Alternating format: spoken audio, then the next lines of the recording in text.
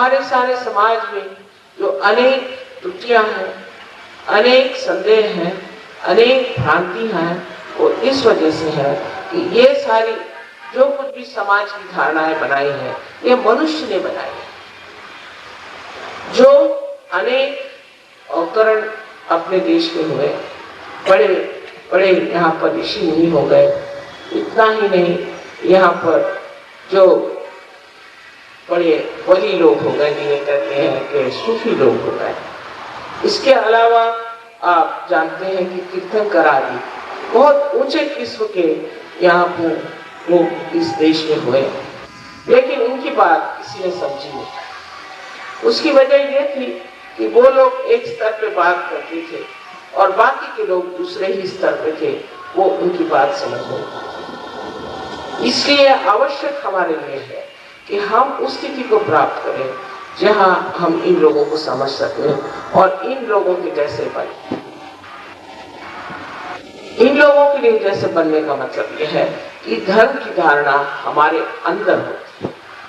किसी भी संत साधुओं को ये नहीं बताना पड़ता था कि ये मत करो, वो मत करो, लेकिन आप किसी भी धर्म में विश्वास करें, नितांत विश्वास करें और माने कि यही धर्म सबसे अच्छा है, ऐसा ही सोच ले और दूसरों से झगड़े इस बात को लेकर। किंतु क्या आप ये कह सकते हैं कि जो एक धर्म को पालन करता है वो कोई भी पाप नहीं कर सकता? क्या उस पाप से वो वंचित है? कोई गलती नहीं करे, ऐसा आप कह नहीं सकते। इसकी वजह यह है कि धर्म की भावना जो है वो सिर्फ आपके दिमागी जमा खर्च है, उसका आपके अंदर प्रवेश नहीं हुआ, वो आपके अंदर उसकी धारणा नहीं। और जो सत्य के जानने वाले हैं उन्हें जान लेना चाहिए कि हमारे हित के लिए यही है कि हम धर्म की धारणा अपने अंदर करें। किंतु ये करते वक्त एक सहज सरल तरीके से ही कुंडलिनी उठती है, क्योंकि ये एक जीवंत प्रक्रिया है। कोई सी भी जीवंत प्रक्रिया सहज होती, जैसे इस पृथ्वी में अगर आप एक बीज छोड़ दें तो वो सहज में ही पनप जाता है, उसमें सहज में ही अंकुर आ जाते हैं। इसी प्रकार ये प्रक्रिया भी बिल्कुल सहज है और हर मनुष्य में ये कुंडलिनी बैठी हुई है, उसकी माँ उस इंतजार में, उस प्रतिष्ठा में बैठी हुई है कि उस वक्त जबकि मेरा बेटा ये चीज चाहेगा तब मैं, क्योंकि वह स्वयं प्रतिष्ठित है और वो नहीं चाहती किसी जबरदस्ती से, किसी और कारणों से वो आपके ऊपर कोई आक्रामक तरीके से आपको पुनर्जन्म दे। आपकी स्वतंत्रता को ही देखकर, जब आप अपनी स्वतंत्रता में ही कुंडलिनी का जागरण मांगेंगे तभी वो जागृत हो सकती है, नहीं तो नहीं हो। और कोई भी इस मामले में जबरदस्ती नहीं कर सकता। लेकिन सर्वप्रथम कुंडलिनी जागरण से जो विशेष रूप से देखा गया है कि आपकी शारीरिक स्थिति ठीक हो जाए। इसका कारण यह है कि आपके जो चक्र है, ये जो सूक्ष्म चक्र है, ये आपकी रीढ़ की हड्डी में भी है, आपके मस्तिष्क में भी है, ये पूरे प्लावित हो जाते हैं। इन्हीं चक्रों के शक्ति के द्वारा हम जीवित हैं और उसी से हमारा सारा व्यवहार चल रहा है। किंतु जब हम इस शक्ति को अनायास बहुत ज्यादा इस्तेमाल करते हैं तब ये चक्र क्षीण हो जाते हैं, इनकी शक्तियां भी क्षीण हो जाती हैं। इस तरह से हमारे अंदर बीमारियां आ जाती हैं। शारीरिक बीमारियों के लिए जब कुंडलिनी जागरण होता है तो मुझे तो कभी कभी बड़ा आश्चर्य होता है कि हठात एक रात में ही लोग किस प्रकार बहुत सारी भेद बीमारियां जो कि कभी ठीक नहीं हो सकती, जिनका निवारण नहीं हो सकता, इनको सर्टिफिकेट हो गया कि 1 महीने में आप मर जाएंगे, वो एकदम ठीक हो जाती है। क्योंकि ये हमारे भारत का धरोहर, हमारा हेरिटेज, ये हमारी चीज, और इसके लिए हमें बहुत धन्यवाद देना चाहिए सारे ऋषि मुनियों को जिन्होंने सहयोग ढूंढ निकाला।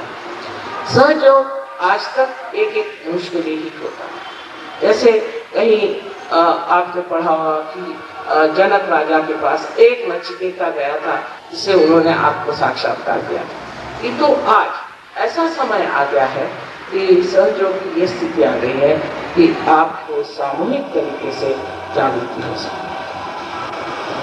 अभी जैसा बताया गया, दिल्ली में इतने हजारों लोग आए थे कि दृष्टि जहाँ तक पहुंची थी लोग ही लोग थे, और न जाने उसमें से कम 95% लोगों को जागरूक था। अब उसमें से कितने लोग जमते हैं यह दूसरी बात, लेकिन जागृति हो इसमें कोई शक नहीं। और इस तरह की जागृति होने से शारीरिक, मानसिक, बौद्धिक और सांसारिक की हर तरह की व्यथाएं दूर हो जाती। इतना ही नहीं, लक्ष्मी का भी आप पर बहुत सारा आशीर्वाद आता है। ये सब बातें हम लोगों ने सुनी थी कि लक्ष्मी देवी है, सरस्वती देवी है, लेकिन उसका साक्षात हुआ नहीं। इसलिए हम लोगों का विश्वास ही उठ गया था, सोचते थे ये सब कैसे हो सकता है। ये सब सही बात नहीं है, कुछ झूठ नहीं, उसको सिद्ध करने का समय आ गया है। परमात्मा है कि नहीं, इसे भी सिद्ध करने का आज समय आ गया। आपको सुनकर खुशी होगी, सहयोग से अभी इस वक्त हम जब ऑस्ट्रेलिया गए थे तो पर्थ में 2 एड्स के तक बीमार ठीक हो। 2 डॉक्टरों को दिल्ली में एमडी की पदवी मिली है सहयोग। उन्होंने 2 विषयों में ही किया था, पर इससे अनेक विषयों में हम देख सकते हैं इससे कार्य हो सकता। अपना देश इतना गरीब है, अपने देश में इतनी व्यथाएं हैं, इन लोगों के पास पैसा नहीं कि वो अपनी बीमारियां ठीक करें, डॉक्टरों के बिल भरें। ऐसे लोगों के लिए सहयोग बहुत उपयुक्त है। जो रईस लोग हैं उनको आप डॉक्टरों के लिए छोड़ दीजिए, ये तो डॉक्टर लोग मुझे मारने को दौड़ेंगे। लेकिन जो इतने लोग हैं संसार में, उसमें से इस भारतवर्ष में कितने लोग दुखी हैं, उनके विचार से सहयोग का फैलाना बहुत जरूरी है। इतना ही नहीं, इससे आपके खेती, एग्रीकल्चर पे, आपके पशुपालन पे, सब पे बहुत असर आता है। और एकदम से देखा गया है, जितना उसमें लोगों ने प्रयोग किया है, एक्सपेरिमेंट किया है, कि ये सब चीजें द्विगुणित ही नहीं होती, कभी कभी 10 गुना चीजें इस तरह से देखी गई कि गेहूं बनाया गया तो गेहूं 10 गुना, चावल 10 गुना, इस तरह से आपकी खेती और आपके यहाँ के पशु भी ठीक हो सकते हैं। इसी प्रकार अनेक क्षेत्रों में इसका कार्य हो सकता है। सबसे तो बड़ी चीज यह है कि सहयोग से आपके अंदर शांति प्रस्थापित होती है। लोग बहुत शांति की बात करते हैं, शांति के बड़े बड़े प्रतिष्ठान बने हुए हैं, लेकिन मैं देखती हूँ इन लोगों की शांति का नोबेल प्राइज भी मिला। इतनी उनकी स्वभाव में अशांति होती है, लेकिन उनको नोबेल प्राइज मिल जाता है। न जाने क्यों, जिनके अंदर ही शांति नहीं, वो बाहर किस तरह से शांति प्रस्थापित करें। इसलिए अंदर की शांति प्रस्थापित होती है। दूसरा, आपके अंदर साक्षी स्वरूप आ जाता है। जैसे आप हर एक चीज को देखते ही रहते हैं, उसके बारे में सोचते नहीं, मतलब आपके अंदर निर्विचार समाधि स्थापित हो जाती है, जो कि आप जानते होंगे हठ योग में पातंजल ने बताई हुई है।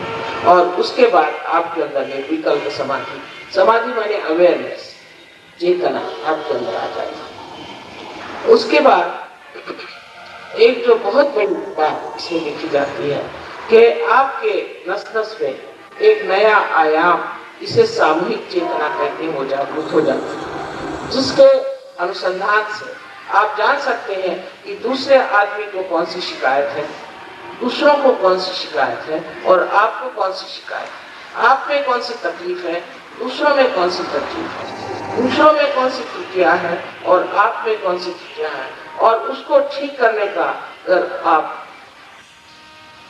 सीखें, उसका तरीका, उसकी क्रिया आप अगर सीख लें, तो आप दूसरों की भी मदद कर सकते हैं और अपनी भी मदद कर सकते हैं। इसके लिए आप पैसा आदि कुछ नहीं दे सकते।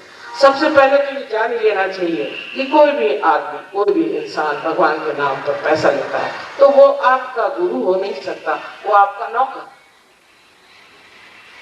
किसी को भी इस तरह से पैसे देना बहुत गलत है। परमात्मा को तो पैसा समझता ही नहीं, उनको क्या बैंक समझता है क्या? वो पैसा क्यों लेंगे? और जो लोग इस तरह के कार्य करते हैं, ऐसे मैंने यहाँ बहुत लोगों को देखा कि कहते हैं हम दीक्षित है और सबकी हालत खराब, सब बीमार, इतनी हालत खराब, किसी को हार्ट अटैक है, किसी को पैरालिसिस है और कहते हैं हम दीक्षित है। तो मैंने कहा कि मैं एक माँ हूँ और माँ के रिश्ते में मैं ये कहूँ कि आपके गुरु ने आपकी तबीयत तक ठीक नहीं रखी, तो ऐसे गुरुओं को रख के क्या फायदा।